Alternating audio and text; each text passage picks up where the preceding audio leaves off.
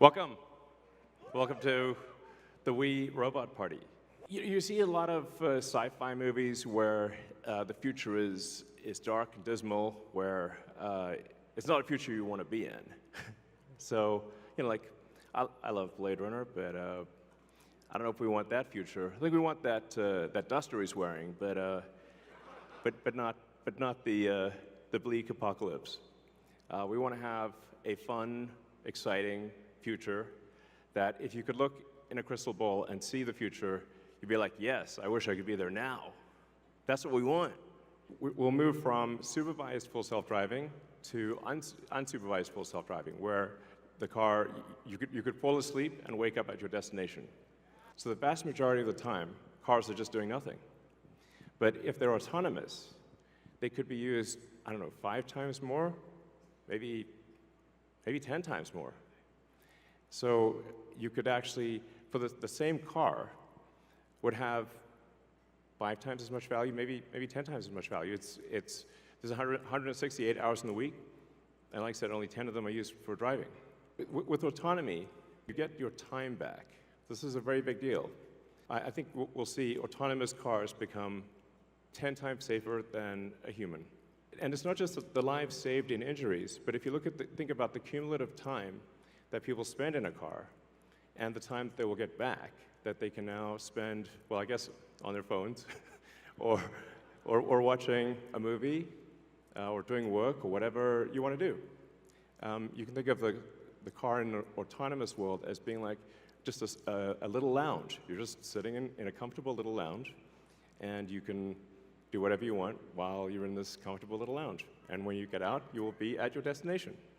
I think the cost of autonomous transport will be so low that you can think of it like individualized mass transit.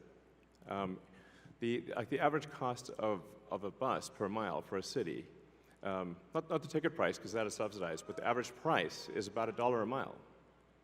Whereas the cost of Cybercab, we think probably over time, from the operating cost is probably going to be around 20 cents a mile. And price, including taxes and everything else, probably ends up being 30 or 40 cents a mile. So yes, and you will be able to buy one.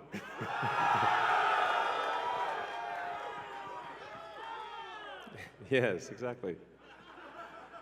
And we expect the cost to be below $30,000. Yeah. And I think there'll be an interesting business model where, like, let's say somebody is an Uber or Lyft driver today, where they can actually sort of manage a fleet of cars and sort of manage, I don't know, 10, 20 cars, and just sort of take care of them like a shepherd tends their flock. You have your flock of cars, and you're the shepherd, and you take care of your flock of cars. I think that would be pretty cool. We do expect actually to start fully autonomous, unsupervised FSD in Texas and California next year.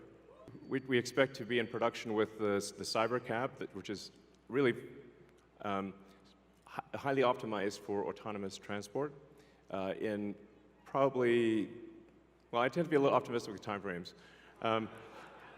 But in 2026.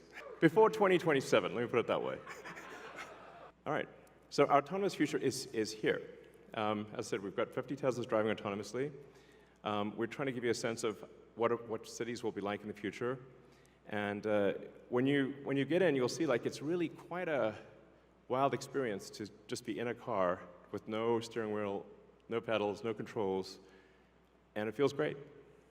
And we have enough vehicles here, so everyone should be able to try it out and experience the set that we've built here. It's a very big set, so it's like really, we've used I don't know, 20, 30 acres or something like that. It's really big. So it goes on, the ride's long. Something we're also doing is, and it's really high time we did this, is inductive charging. So the Robotaxi has no plug. It just goes over the inductive charger and charges. So, yeah. It's kind of how it should be.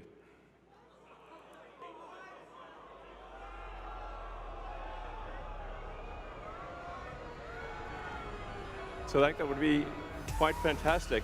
Oh, and also, what happens if you need a vehicle that is bigger than a Model Y?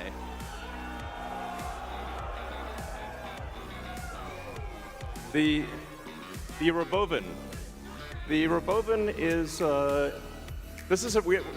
going to make this, and it's going to look like that. Now, can you imagine going down the streets and you see this coming towards you? That'd be sick.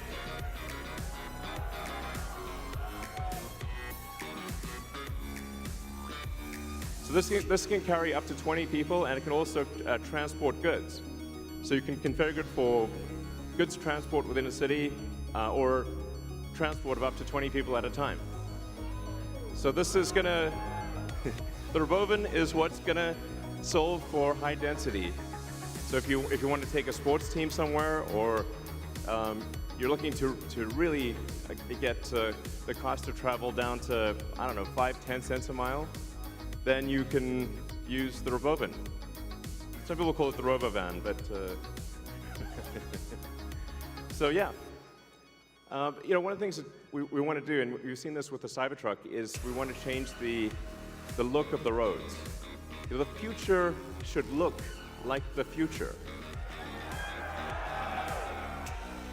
So everything we've developed for our cars, the batteries, power electronics, the advanced motors, gearboxes, the software, the AI inference computer, it all actually applies to a humanoid robot. So the same techniques, it's just a robot with arms and legs instead of a robot with wheels. But fundamentally, at scale, the Optimus robot, you should be able to buy an Optimus robot for, I think, probably $20,000 to $30,000 long term. So, and what can it do? It'll basically do anything you want. So it can be a teacher, babysit your kids. It can walk your dog, mow your lawn, get the groceries, just be your friend, serve drinks. Whatever you can think of, it will do. And yeah, it's going to be awesome. I think this will be the biggest product ever of any kind. Yeah.